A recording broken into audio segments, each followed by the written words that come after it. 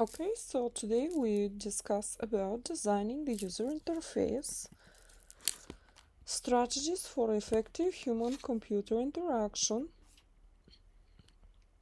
The topics that are covered in this lecture include the evaluation and the user experience.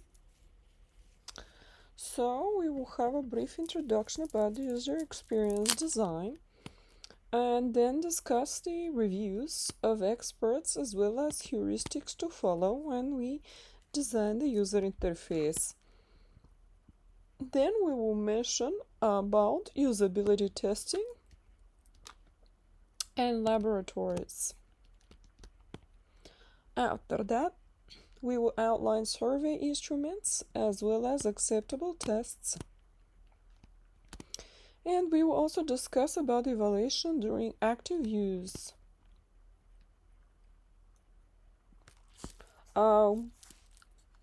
Finally, we will introduce psychologically oriented experiments. So, designers, in terms of introduction, the designers can become entranced with their creations and they might forget about evaluating them. So, evaluation of the design is important. We can design the user interface and become fascinated with our creativity.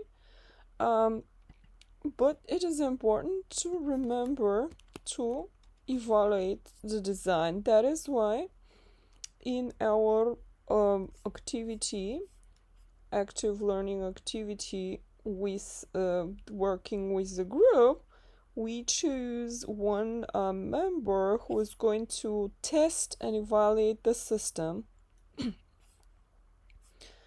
Once we know their evaluations,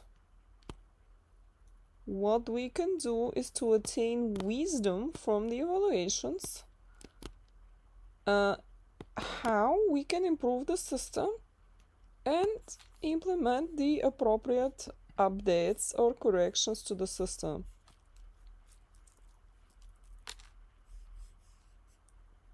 Extensive testing is always necessary to make sure that we provide the user with the system that they in fact requested or desire.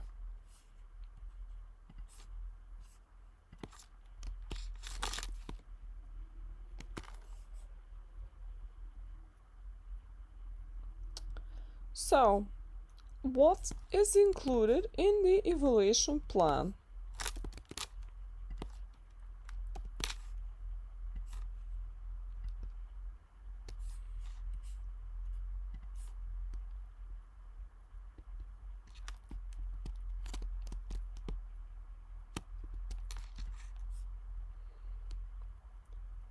First of all, we need to know where we are with our stage of the design. Are we in the beginning, in the middle, or towards the end? So that's called the stage of the design. The next thing that we would evaluate is the creativity, originality, or novelty of the design.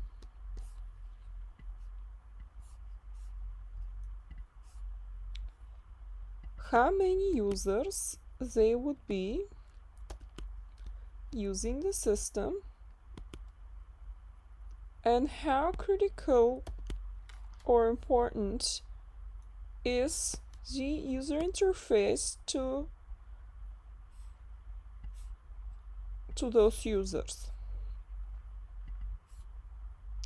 For example, if it is a life critical medical system, then we need to take that into consideration versus if it is a museum exhibit or some entertainment or game entertainment system. So there are life critical systems and there are systems of lower importance or that are intended for fun and gaming. or recreation. Finally, the cost of the products need to be considered when we are performing our evaluation. How much time is available for testing and updating the system.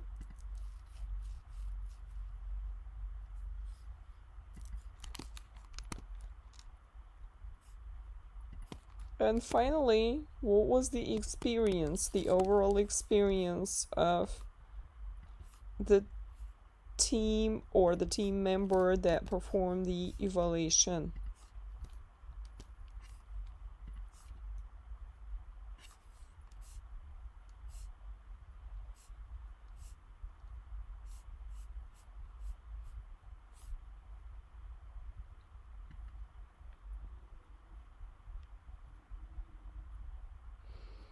So usability evaluators need to be creative, just like the designers of the user experience.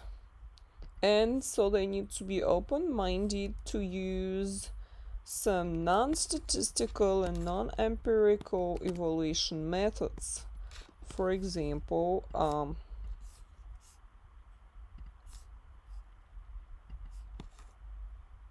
user sketches or other design alternatives,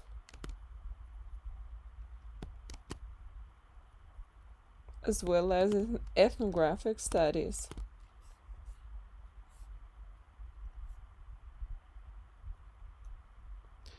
The design team needs to be involved in research with the research on the current system, design drawbacks. So the evaluators need to determine whether the system is working as expected. If not, what are those drawbacks or the shortcomings, because that's what we're looking to discover in the evaluation, so that we can update it, fix it, or resolve it.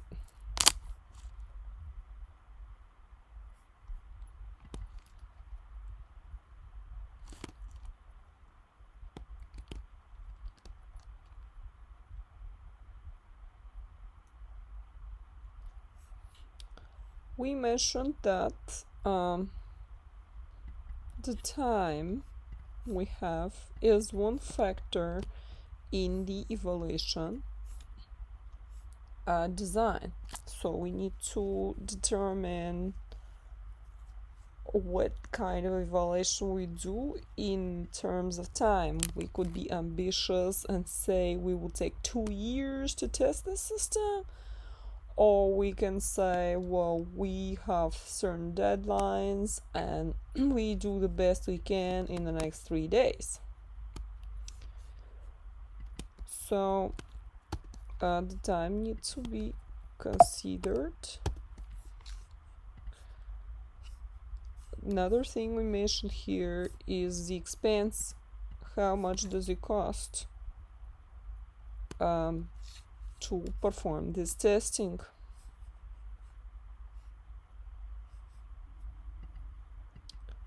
So the range of the costs could be, for testing, could be anywhere from 20 to between 5 to 20% of the overall project expense.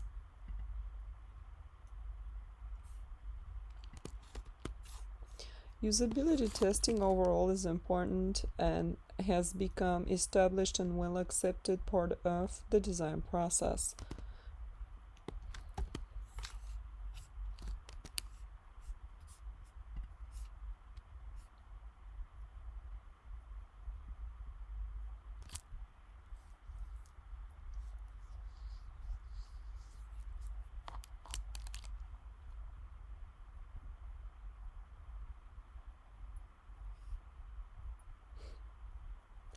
So we could do informal demos such as the one we are doing today in our class, where we would have one group member perform testing of the system or evaluation of the system, that is a colleague or team member. Or we could have more formal expert reviews.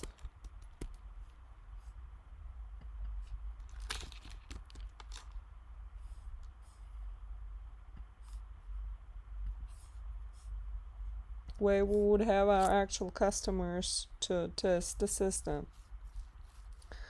The expert reviews entail can take half a day to 1 week effort.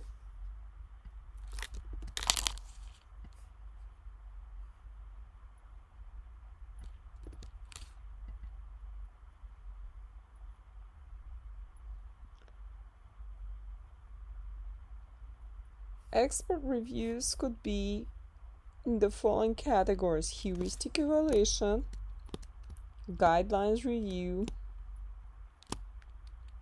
consistency inspection, cognitive walkthrough, or formal usability inspection.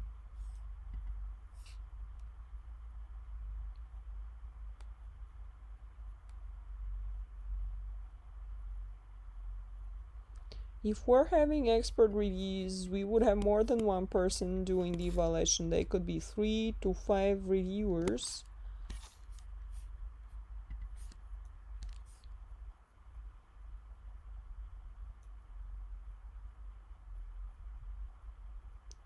It is important for the reviewers to have a good understanding of the domain.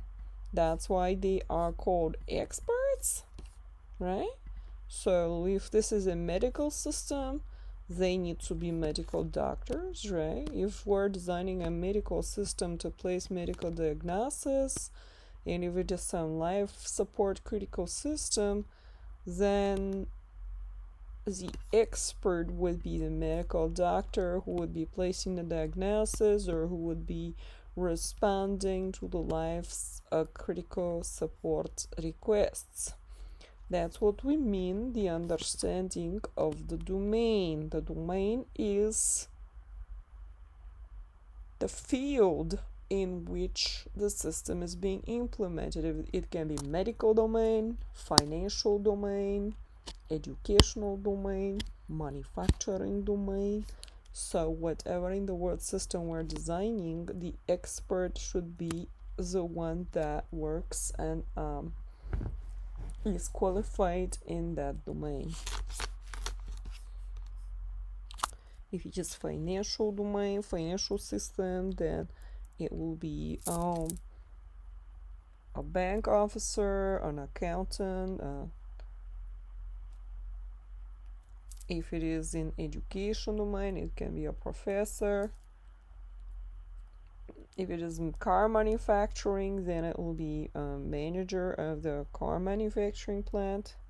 So they need to know what the subject of the domain is and be an expert in it.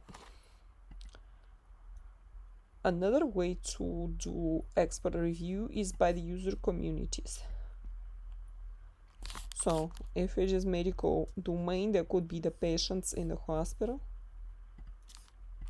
If it's financial domain, it'll be the customers of the bank. If it is education, then it'll be the students. And if it is in manufacturing, it'll be the drivers or the users of the vehicles, the cars that we're manufacturing.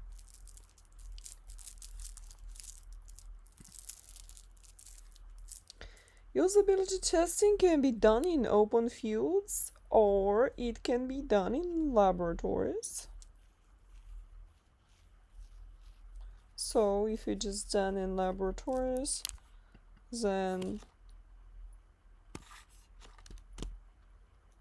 we would have a room with computers that designated to do the usability review.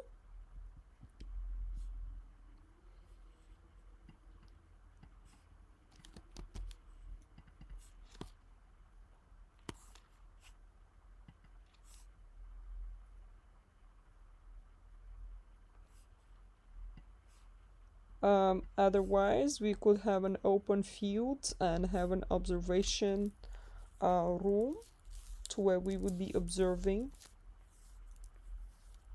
the system in outside or outdoors. So depending on the type of the system that we are designing.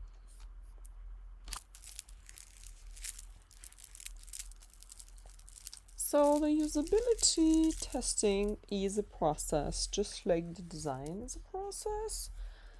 So the design has several stages, same as the usability testing has several stages. The first stage is the planning.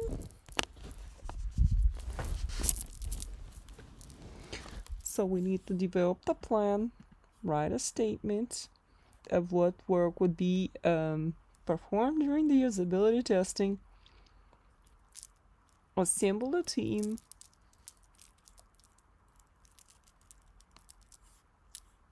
in the analyzing or analysis stage, we would evaluate the current state, learn about who the users are, and conduct the actual analysis of the system. Then we will write scenarios and measures. What measures are we using to perform this testing?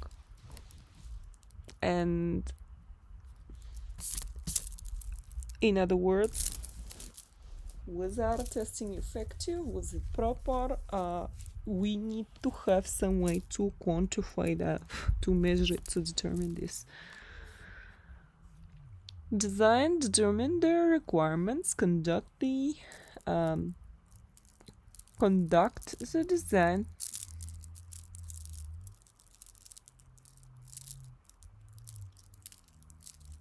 We can use parallel design and develop prototypes and finally launch the system. Once the system has been launched and used, we would test the system.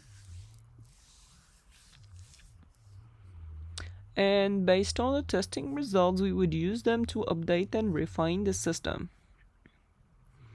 So we do the usability testing and then do an evaluation, and any kind of updates that are used will be performed and system refined.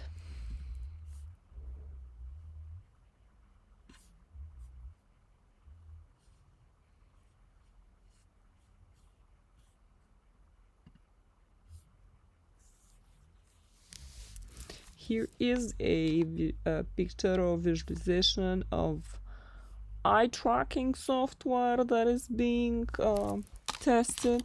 So this the chosen complex system here is an eye tracking software.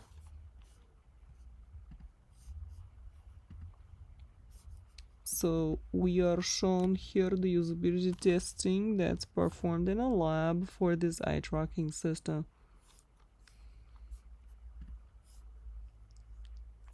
Another system here is a mobile camera.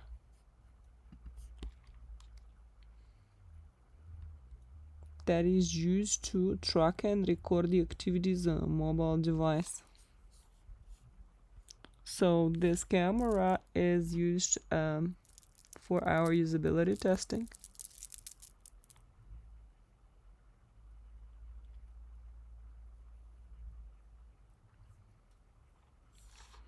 In this case, we have a mobile app, so that mobile app is being evaluated here.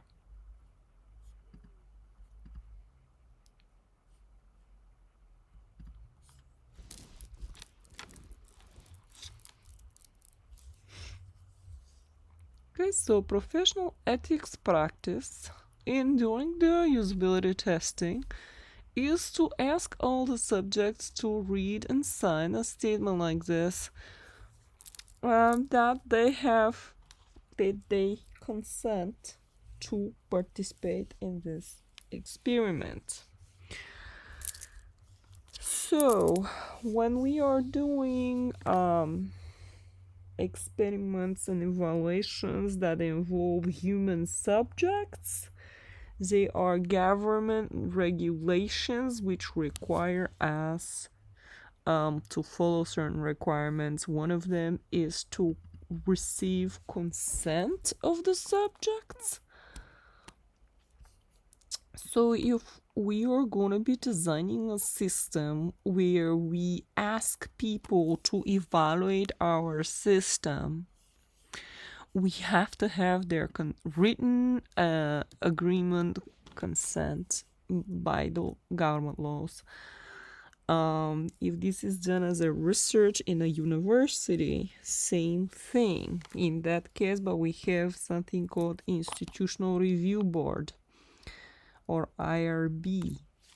IRB is when we're doing research that involves human subjects. We need to follow specific requirements where we obtain permission for the experiment from the institution or organization. If it's done in the university research lab, then it needs to be, this permission needs to be obtained by the university's review board. So this means there has to be a statement that says I am freely and volunteering to participate in this experiment. I have been informed of what my tasks are going to be. I've been given the opportunity to ask questions. So the participants need to sign something like this that says they understand what they're doing and that it is voluntary and they're willing to participate in this experiment.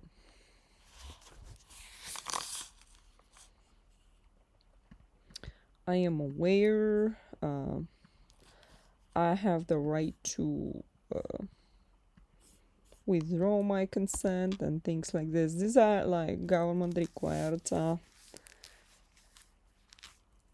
things that when we are using human subjects for research. If we are using animals, there are other requirements that need to be followed.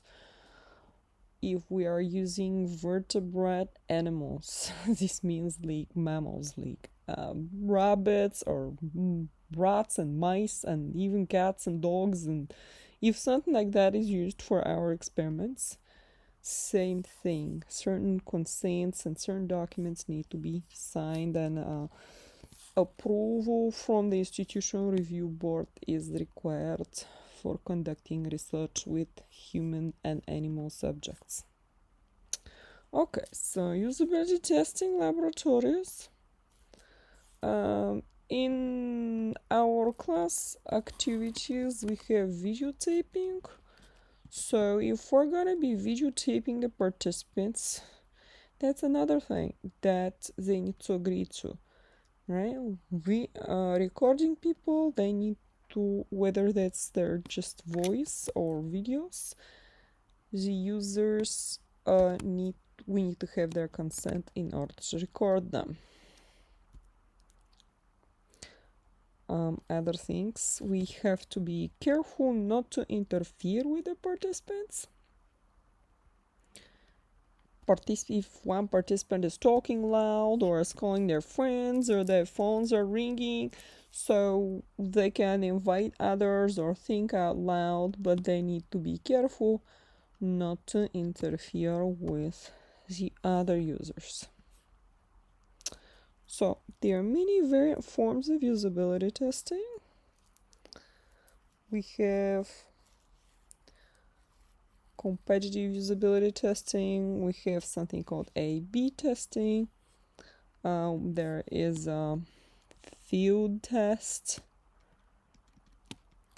as well as portable labs. We could do a remote testing. There is a test that's called Can You Break This? Usually like software companies, like big ones like Apple and Microsoft, when they are designing a new operating system and or patching the security of the system, they would do this kind of evaluation. Can you break this? This means like they're going to invite the hackers and crackers of the security systems. Can you hack the new system? Can you crack the new Apple operating system or the new Microsoft operating system? If you can, great. You're gonna be proclaimed a very smart hacker and cracker. Might receive some gift or some money for this. But the point of the matter is the software company want to discover what are the vulnerabilities of the new system and patch the system and secure it before it is released to the public. So that's why they're doing this. Can you break this into the system? Test. And they are doing this every year. That's one way to secure the systems.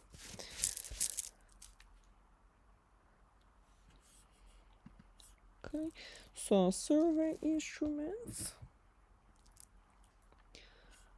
They can be written user surveys that are familiar, inexpensive, and overall generally acceptable companions for the usability tests, as well as the expert reviews. Keys to successful surveys. We want to have clear goals before we begin, and we need to develop focused items that would help us to accomplish our goals. So here is an example of a specific survey question. The survey question is asking the user to give a rating from 1 to 9 or from 0 to 10.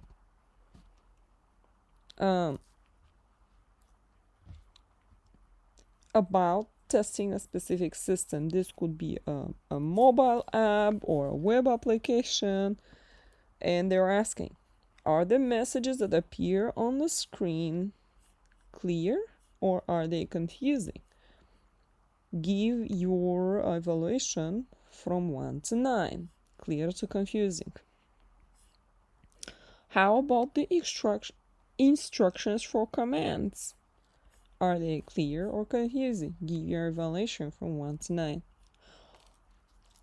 The evaluator also has the option to say this is not applicable to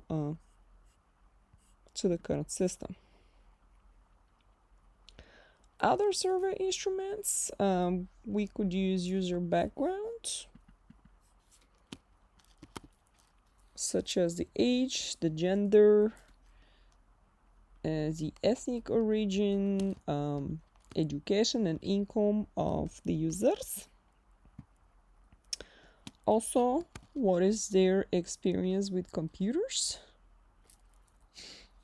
Specific software packages that they have used, specific applications, the depth of their knowledge, the length of time they've been using these computer systems. So if it is some very young kids, or if it is some very old grandparents, they may not be that familiar with the computers or with any specific applications on them. That's why we need to take that into consideration. Job responsibilities of the users, decision-making influence, managerial roles and motivations, as well as their personal style, whether that's an introvert or an extrovert, their personality type. Do they like taking risks? Do they prefer familiar and systematic approach, or do they prefer adventures and opportunities? Reasons for using the interface or reasons for not using the interface. Why are they not using the system? If they don't like the system, what is the reason for that? Maybe it is maybe it is too difficult to use, it's too complex, or maybe it is running too slow and it's making them upset. What is the reason for not wanting to use the system?